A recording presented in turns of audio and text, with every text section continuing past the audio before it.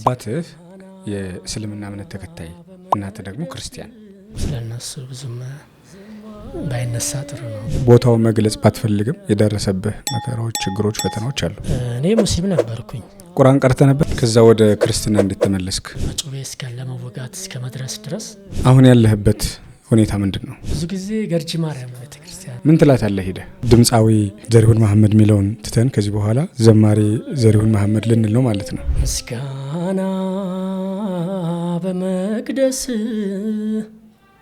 ዝማሬ በማደሪያ ልሰዋ ጠዋት ማታ ክብሬነ የኔ ጌታ።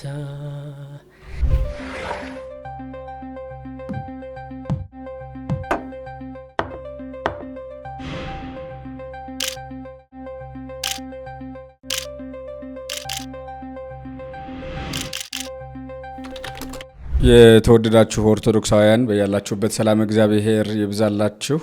እንደምን ሰንብታችኋል? ይህ ሎዛ ሚዲያ ሎዛ ፖድካስት ነው። የዛሬው እንግዳችን ድምፃዊ ዘሪሁን መሐመድ ይባላል። የመጣው ከደሴ ነው። ገና በ5 ዓመቱ እናትና አባቱን በህይወት አጥቷል። ያደገው በማሳደጊያ ቤት ነው። ያንን የጨለማ ህይወት እርግፍ አርጎትቶ ወደ መዝሙር ህይወት ተመልሷል። በህይወቱ ያለፉ ውጣ ውረዶችን፣ ስቃዮችን እንዲሁም ደግሞ የነገ ተስፋ ሆነና አሁን ያለበትን ጽናት እናወራለን። ይህ ለወጣቶች ብዙ ትምህርት ይሰጣል። ሀገር ውስጥም ውጭ ሀገርም ላሉ እግዚአብሔርን ተስፋ አድርገው ለሚቆሙ እግዚአብሔር ከምን አይነት ህይወት አውጥቶ እንዴት ሰው እንደሚያደርግ እንማርበታለን። አብራችሁን ቆዩ። እንደምን አለ? እግዚአብሔር ይመስገን። እንዴት አላችሁ? ደህና ነህ? ደህና ነኝ፣ እግዚአብሔር ይመስገን። አባትህ የእስልምና እምነት ተከታይ እናትህ ደግሞ ክርስቲያን። ንገረን እስኪ እንዴት ሆነ? እንዴት ይሄ ሊሆን ቻለ? እናትና አባት እንዴት ተገናኙ? አዎ ማለት እኔ ያው ልጅ ነኝ፣ አላቅም። ግን እናቴ ክርስቲያን እምነት ተከታይ፣ አባቴ ደግሞ የሙስሊም እምነት ተከታይ እንደሆኑ ነው ማቀው። እና በልጅነቴ አባቴ መስጊድ ሲወስደኝ ትዝ ይለኛል። ጾም ማታ ስንጾም አብረን ስናፈጥር ቤተሰብ ጋር ይህንን አስታውሳለሁ እንጂ የተገናኙበትን ሁኔታ አላውቅም። እንዴት ነበረ አንተ የልጅነት እምነትህ የነበረው? ኦርቶዶክስ ነው ሙስሊም ነበርክ? እኔ ሙስሊም ነበርኩኝ። ያው በአባቴ ሙስሊም ስለሆንኩኝ አባትህ መስጊድ ይዞ ይሄዳል? መስጊድ ይዞኝ ሲሄድ ትዝ ይለኛል። እስቲ ያን አስታውሰኝ እስቲ። መስጊድ በሚሄዱ ጊዜ ከቤተሰብ ጋር አብሮ ይዞኝ ይሄዳል። ጾም እንጾማለን። ያው አረፋ መውሊድ እንጾማለን። ማታ ላይ ያው የአፍጥር ስነ ስርዓት አለ። እሱን ከቤተሰብ ጋር አንድ ላይ እንደምናደርግ አስታውሳለሁ። በነበርኩበት ጊዜ ማለት ነው፣ ደሴ በነበርኩበት ጊዜ። ከዛ ወደ ክርስትና እንዴት ተመለስክ? ወደ ክርስትና የተመለስኩት ያው እዛ ማሳደጊያ ድርጅት ውስጥ ከገባው በኋላ ነው። እዛ ያው አንድ እምነት ነው ያለው፣ ሁሉም ኦርቶዶክስ ነው። ያው ስንበላም ስንጠጣም ጸሎት ይደረጋል። በዛ ያው ጥምቀትም አለ፣ አባቶች አሉ ያስተምሩናል፣ እንጠመቃለን። ግን ክርስትና የተነሳሁት ካደግኩኝ በኋላ ነው። ኦርቶዶክስን ምንነት ካወቅኩ በኋላ ነው። ብዙ ሰዎች አማክር ያለው ያው ክርስትና ካልተነሳ ምንም ዋጋ የለውም፣ ቤተክርስቲያን ብትመላለስም ክርስትና ግን መነሳት አለብህ ብለው አስረድተውኝ አባት ይዤ ክርስትና ተነሳሁኝ ማለት ነው። ክርስትና ስም ማን ሆነ? ወልደ ስላሴ ነው። ወልደ ስላሴ። አዎ። ጥሩ። እናትና አባትህን ያጣሃቸው በምን አጋጣሚ ነው? ልጅ ሆኜ ነው ሁለቱም ከዚህ ዓለም የተለዩኝ። ያው ከዛ በኋላ ነው እንግዲህ ወደ ማሳደጊያ ድርጅት የገባሁት እንጂ የሞትበትን ምክንያት አላውቅም። አልነገሩህም ሌሎች ዘመዶችህ? አዎ ማለት እኔ ያው ከጓደኞች ጋር ሰፈር ኳስ የተጫወትን ነበር። በኋላ ሁሉም የሚያውቁኝ ሰዎች በቃ ያለቀሱ እኔን እያዩ ያለቀሱ ያልፋሉ በዛ መስመር። ከዛ በኋላ ምንድነው ይሄ ነገር ብዬ ወደ ቤት ስገባ በጣም ጥቁር የለበሱ በጣም ብዙ ሰዎች አየሁኝና ምንድነው ብዬ ወደ በጀርባ በኩል ወደ ቤት ገባሁኝ። ወደ ቤት ስገባ እናቴ በህይወት እንዳለፈች አወቅኩኝ። ወደ ጎዳና ነው የወጣኸው? ከዛ በኋላ እንግዲህ ያው ብዙ ማስታወቂያ ነበርና ድርጅት መግቢያ ማስታወቂያ ነበር። በሱ ምክንያት ታላቅ እህታችን ወደዛ ድርጅት ይዛኝ ሄደች ማለት ነው። ወደ 7 እንሆናለን ቤተሰቦች። ከነሱ ውስጥ እኔ ብቻ ነኝ ወደዛ ድርጅት የገባሁት። በድርጅት የነበረ ቆይታ ምን ነበር? ድርጅቱ የፈረንሳይ ዜጎች ድርጅት ነው። በጣም አሪፍ ድርጅት ነው። ሁሉንም ነገር አየሁት እዛ ነው። ትምህርትም የጨረስኩት ብዙ ጓደኛም ያፈራሁበት ብዙ ቤተሰብ ያፈራሁበትም ድርጅት ነው። ምን ያገኘው ጥሩ ነገር አለ? ምን የደረሰብህ መጥፎ ነገር አለ? ያው ድርጅቱ ምንም ያጣሁት ነገር የለም። ሁሉ ነገር እዛው ነው። ግብም መጠጥም ትምህርቱም እዛው ነው እና በጣም አሪፍ ድርጅት ነው። ምንም የጎደለብኝ ነገር የለም። ብዙ ሀገራትን ትምህርት ሲዘጉ ብዙ ሀገራትን እንጎበኛለን። በየሀገሩ ይወስዱናል። ትምህርት በሚዘጋ 2ኛ ሴሚስተር ላይ ማለት ነው። ብዙ ሀገራት ማለት የት ሄደሃል? ማለት ሀገራት ስለ እዚሁ ክፍለ ሀገራት ማለት ነው።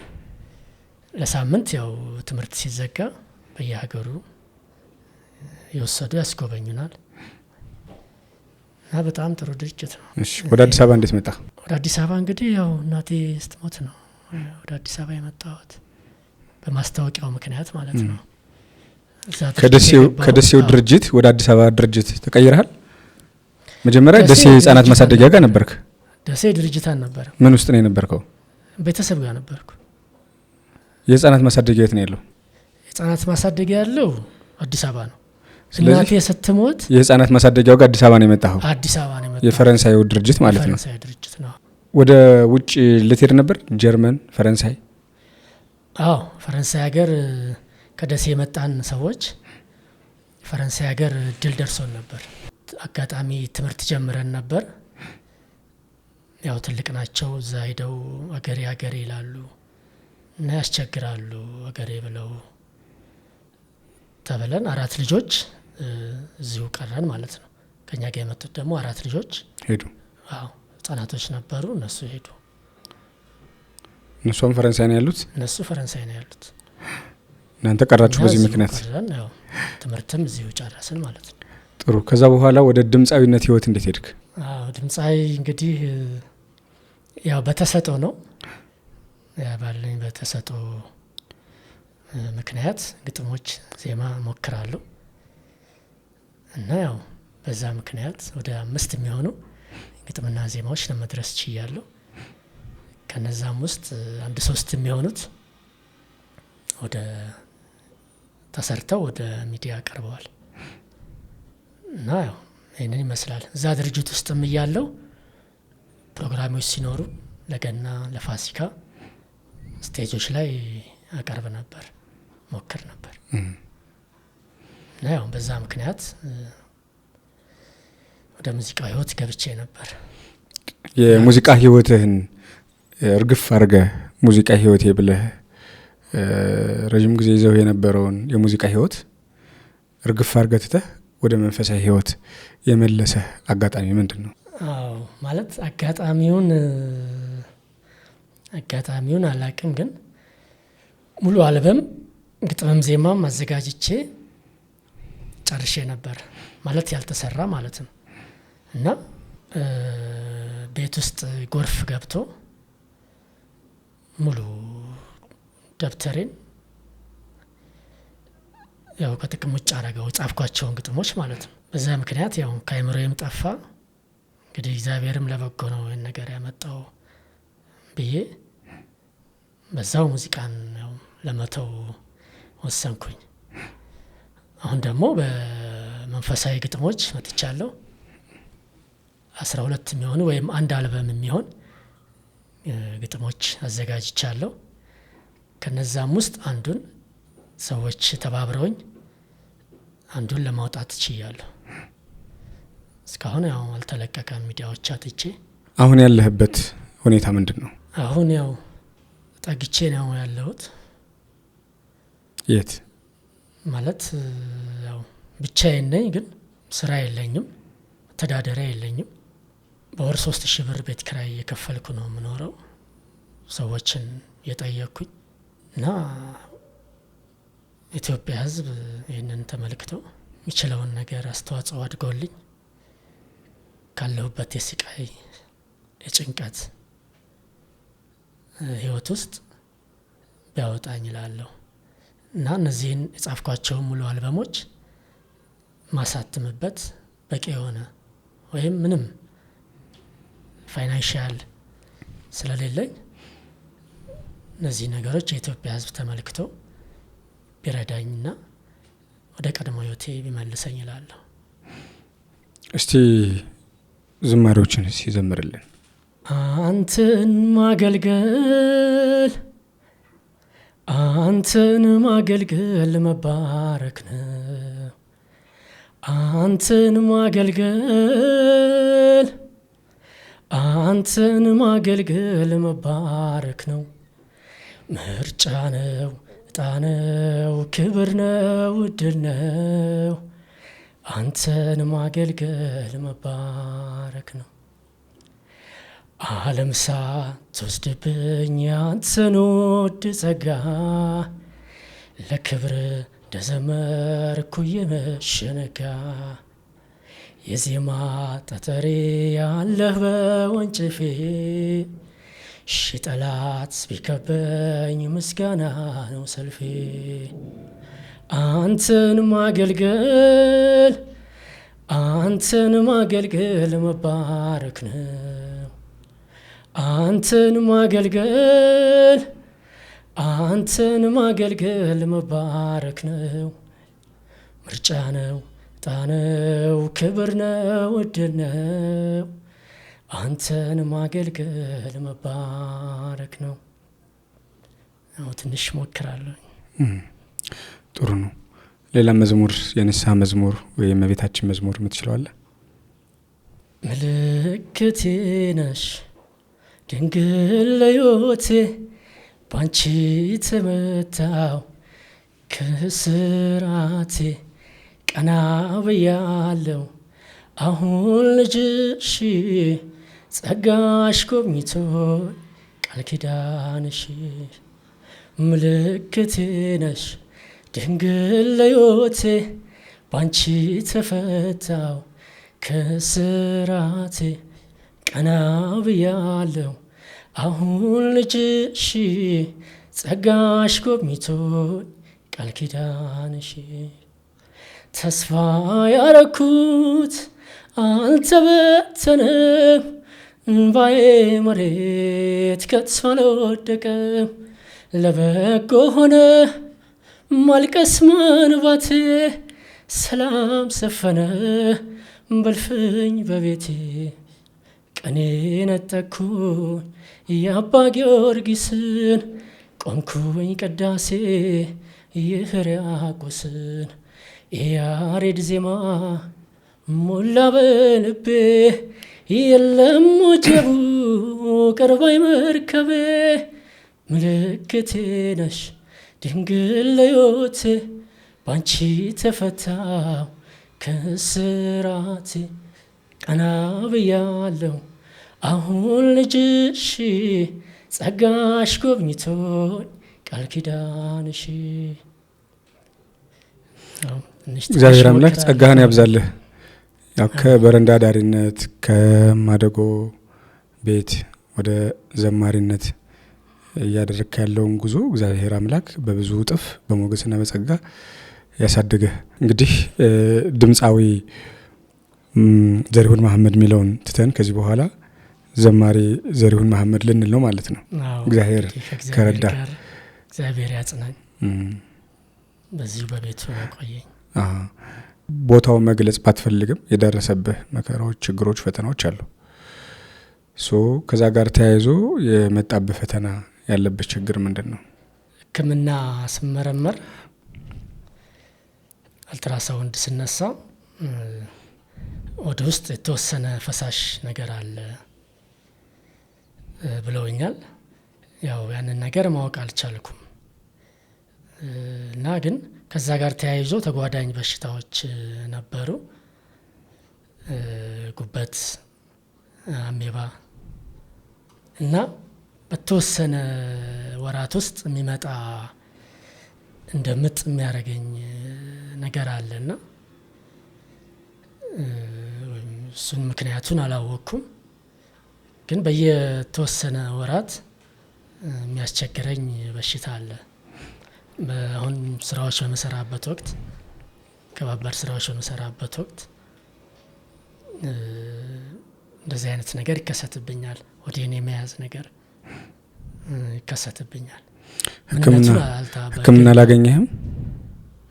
ሕክምና ያው ወስጃለሁ፣ ፈሳሽ እንደሆነ ነው እና ጉበት ተወሰነ ጉበት በሽታ እንዳለብህ ነው እንትን ያሉኝ እንጂ ምንነቱ አልታወቀም።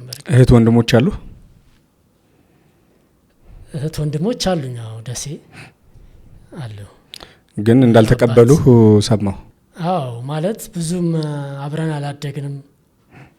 ያው እንዳልኩ በ5 ዓመቴ ነው እናቴም አባቴም የሞቱት እና ያው ብዙም ስላላደግን ያው ብዙም ስለነሱ ባላወራ ጥሩ ነው። መቼም ያው አንዴ እቴም ወንድሜ ተብለው ተሰጥተውኛል።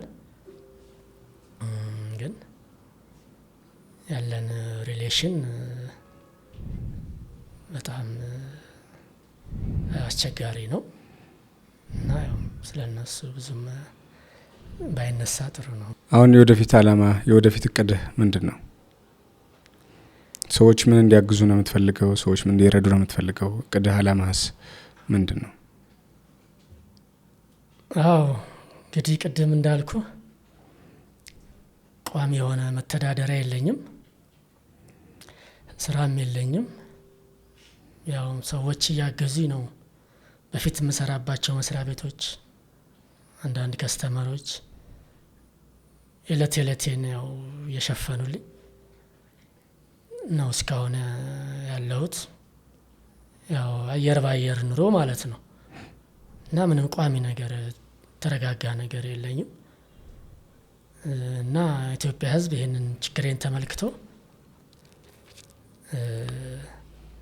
አሁን የጻፍኳቸውን መዝሙሮች እንዳሳትም በዜማም ሊሆን ይችላል፣ በግጥምም ማሻሻል ሊሆን ይችላል። ይሄም አንድ እርዳታ ነው፣ አንድ ድጋፍ ነው። እነዛን ሁሉ አድርገውልኝ አሳትሞልኝ አሁን ካለሁበት ችግር የጭንቀት ህይወት ውስጥ አውጥቶ የራሴን ስራ የራሴን ኑሮ ማመቻችበት የገንዘብ እርዳታ ቢያደርግልኝ የኢትዮጵያ ሕዝብ ከልቤ እመኛለሁ። ቸር ነው የኢትዮጵያ ሕዝብ። ምንም ኑሮን ቢወደድም ያለንበት ሁኔታ የብዙ ነገሮች ክስተት እንትን ቢልም ግን ያው የኢትዮጵያ ሕዝብ ነው። አካውንትህን በቃልህ ታውቀዋለህ? አካውንትህን በቃልህ ታውቀዋለህ? አዎ ተናገር እስኪ። 1034 61 80 13 8 ማን ነው የሚለው? ዘሪሁን መሐመድ እስማኤል። ትዳር አለህ? ትዳር የለኝም። እግዚአብሔር ቢፈቅድ እግዚአብሔር ቢረዳ ትዳር የመያዝ ሀሳብ አለ?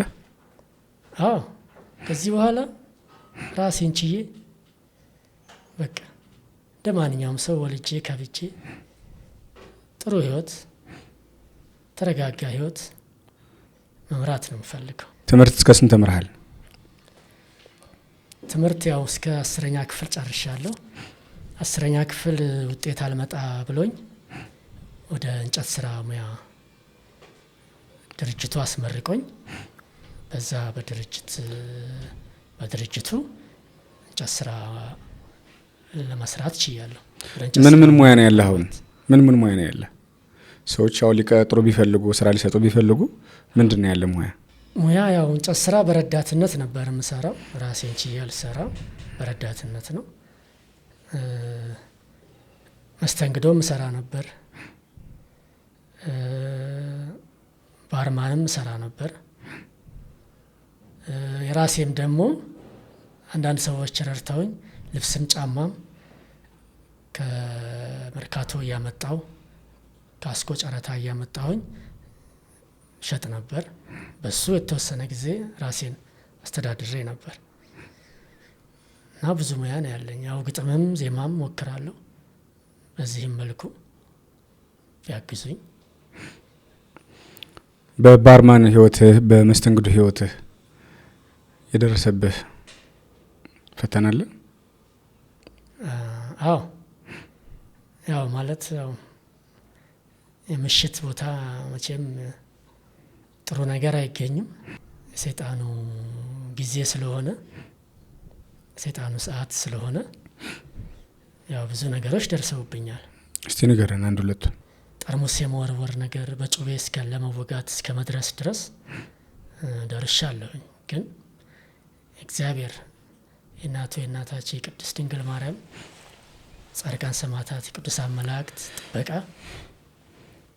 ሳይለየኝ አንድም ነገር በአካላቴ ላይ ጉዳት ሳይደርስ ያው እዚህ ደርሻለሁ። ከዛም ስራ ወጥቻለሁ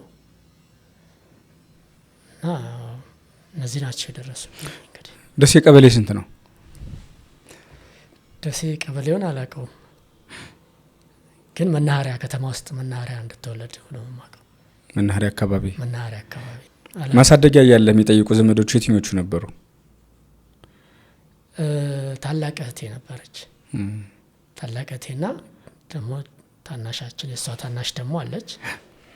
እነሱ ነበሩ የመጡ የሚጠይቁኝ። አንድ ሁለት ጊዜ መጥተው ጠይቀውኛል እና ክስት አጎት አላውቃቸውም እንጂ ይኖራሉ። ነገሮች ቢስተካከሉልህ አሁን ምንድን ነው መስራት የምትፈልገው ከመዝሙሩ ውጭ? ከመዝሙሩ ውጭ እንግዲህ የራሴን የሆነ መለስተኛ ምግብ ቤት እና ሻይ ቡና ጠጡ። እንጨት ቤቱን የመሞከር ሀሳብ አለ? እንጨት ቤቱ ያው ማሽን ብዙ ነገር ይጠይቃል፣ ፋይናንሻል ነገር ይጠይቃል። እስከ ዛሬ በህይወት ዘመን ሱስ አለብህ? ሱስ የለብኝም። ኑሮብህ ማያውቅም? አዎ ማለት በጣም ፈቶኛል እንደ ወጣትነት። እንደው እስካሁን እግዚአብሔር ጥበቃ ጋር ምንም አይነት ሱስ የለብኝም። አዲስ አበባ የትኛው ቤተክርስቲያን ነው የምትሄደው በአብዛኛው? ብዙ ጊዜ ገርጂ ማርያም ቤተክርስቲያን። ምን ትላታለህ ሄደህ? ያው ስራ ስጨኝ፣ ህይወቴን አስተካክልልኝ፣ ተሻለ ትዳር ኑሮ እንዲኖረኝ ጠይቃለሁ። የቤተክርስቲያን ትምህርት ምን ተምረሃል? ቤተክርስቲያን ላይም ያው አልተማርኩም ትምህርት። አቡነ ዘበሰማያት ትችላለህ? አባታችን ሆይ በአማርኛ? አዎ። እስቲ በልልኝ። አባታችን ሆይ በሰማያት የምትኖር፣ ስምህ ይቀደስ፣ መንግስትህ ትምጣ፣ ፈቃድህ በሰማይ እንደሆነች እንዲሁም በምድር ትሁን። የዕለት እንጀራችንን ስጠን ዛሬ፣ በደላችንን ይቅር በለን እኛም የበደልን ሁሉ ይቅር እንደምንል፣ አቤቱ ወደ ፈተና አታግባን ከክፉ ሁሉ አድነን እንጂ መንግስት ያንተ ናትና ኃይል፣ ክብር፣ ምስጋና ለዘላለሙ አሜን። እመቤታችን ቅድስት ድንግል ማርያም ሆይ በመልአኩ በቅዱስ ገብርኤል ሰላምታ ሰላም እንልሻለን። በሀሳብሽ ድንግል ነሽ፣ በስጋሽም ድንግል ነሽ። የአሸናፊ እግዚአብሔር እናት ሆይ ሰላምታ ላንቺ ይገባሻል። ከሴቶች ሁሉ ተለይተሽ አንቺ የተባረክሽ ነሽ፣ የማኅፀንሽ ፍሬ የተባረከ ነው። ጸጋን የተሞላሽ ቅድስት ሆይ ደስ ይበልሽ፣ ልዑል እግዚአብሔር ከአንቺ ጋር ነውና ከተወደደው ልጅሽ ከጌታችን ከመድኃኒታችን ከኢየሱስ ክርስቶስ ዘንድ ቅርታና ምሕረትን ለምኝልን ኃጢአታችን ሁሉ ያስተሰርይልን ዘንድ ለዘላለሙ አሜን። እስቲ በመጨረሻ አንድ መዝሙር ዘምርልንና የምታስተላልፈው መልእክት አስተላልፈ የዕለቱን መርሃ ግብራችን እናጠናቅቅ። ምስጋና በመቅደስ ዝማሬ በማደሪያ ልሰዋ ጠዋት ማታ ክብሬነ የኔ ጌታ ምስጋና በመቅደስ ዝማሬ በማደሪያ ልሰዋ ጠዋት ማታ ክብሬነ የኔ ጌታ ሰገነት አይመቸኝ ካባዬም ክብር አይሆነኝ ሁሉንም ንቄዋለሁ ያንተን ቤት መርጫለሁ ሁሉንም ንቄዋለሁ ያንተን ቤት መርጫለሁ ምስጋና በመቅደስ ዝማሬ በማደሪያ ልሰዋ ጠዋት ማታ ክብሬነ የኔ ጌታ። ጎበዝ በርታ። እግዚአብሔር ካንተ ጋር ይሁን። ተሳክቶልህ ህልምህ ተሳክቶ ዳግም ለመገናኘን ያብቃን። አሜን። መልእክት ካለ መልእክትን አስተላልፍና እናጠናቀቅ መርሃ ግብራችን። እሺ ውድ ሀገር ውስጥም ያላችሁ ከሀገር ውጭም ያላችሁ እንዲሁም ኤርትራውያን ኢትዮጵያ ልጆች ኢትዮጵያ ህዝቦች አሁን ያለሁበትን የስቃይ የጭንቀት ህይወት ተመልክታችሁ ሰምታችሁ ከዚህ ህይወት ውስጥ አውጥታችሁኝ የራሴን መተዳደሪያ እንዲይዝ እንደዚሁም የራሴን መዝሙሮች አሳትሜ ከእግዚአብሔር በረከት እንዳገኝ እንድትረዱኝ በልዑል እግዚአብሔር ስም እንዲሁም በሎዛ ሚዲያ ስም ጠይቃችኋለሁ። አመሰግናለሁ። እንዲሁም ሎዛ ሚዲያን ከልቤ አድርጌ አመሰግናለሁ። እግዚአብሔር ይባርክ፣ እግዚአብሔር ይጠብቅ። የተወደዳችሁ ኦርቶዶክሳውያን ቆይታ ያደረግነው የቀድሞ ድምፃዊ የአሁኑ የእግዚአብሔር ቤት አገልጋይ ዘሪሁን መሐመድ ከእስልምና ወደ ክርስትና የመጣ ቤተሰቦቹን በህፃንነቱ ያጣ በማደጎ በአሳዳጊ ድርጅት ያደገ በዛ ደግሞ ብዙ መከራዎችን ያሳለፈ ልጅ ነው። ስልኩንም አካውንቱንም ከስር እናስቀምጥላችኋለን። አግዙት፣ እርዱት። በሌላ እንግዳ በሌላ መርሃ ግብር እስክንገናኝ ቸር ቆዩን።